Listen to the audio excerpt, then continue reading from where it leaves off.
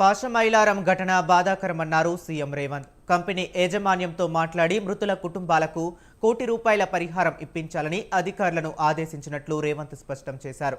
బాధిత కుటుంబాలకు ప్రభుత్వం అండగా ఉంటుందని, క్షతగాత్రులకు ఉచితంగా వైద్య చికిత్స అందిస్తామని భరోసా ఇచ్చారు రేవంత్.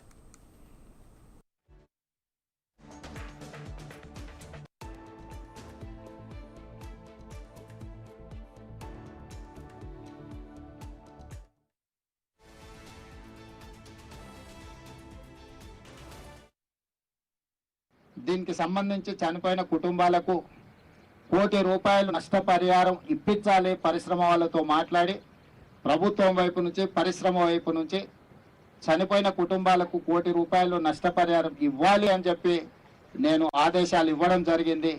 ఆదేశాల ప్రకారం మా మంత్రులు పరిశ్రమ యజమానులతో మాట్లాడి ప్రభుత్వం వైపు నుంచి సహకారం తీసుకొని వాళ్ళకి నష్టపరిహారం అందించడం జరుగుతుంది.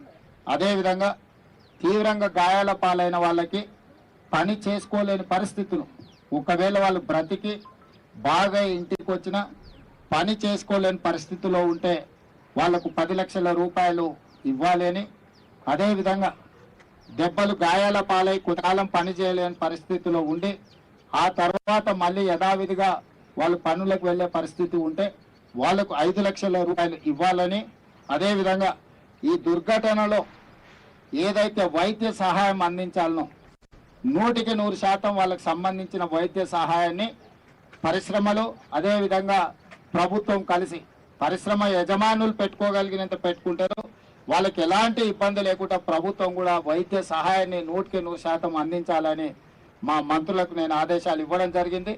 దీనికి సంబంధించి చనిపోయిన కుటుంబాలకు ₹1 కోటి నష్టపరిహారం ఇప్పించాలి. పరిశ్రమ వాళ్ళతో మాట్లాడి ప్రభుత్వం వైపు నుంచి, పరిశ్రమ వైపు నుంచి చనిపోయిన కుటుంబాలకు ₹1 కోటి నష్టపరిహారం ఇవ్వాలి అని చెప్పి నేను ఆదేశాలు ఇవ్వడం జరిగింది.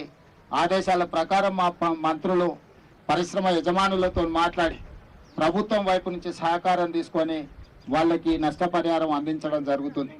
అదేవిధంగా తీవ్రంగా గాయాల పాలైన వాళ్ళకి పని చేసుకోలేని పరిస్థితులు, ఒకవేళ వాళ్ళు బ్రతికి బాగా ఇంటికి వచ్చిన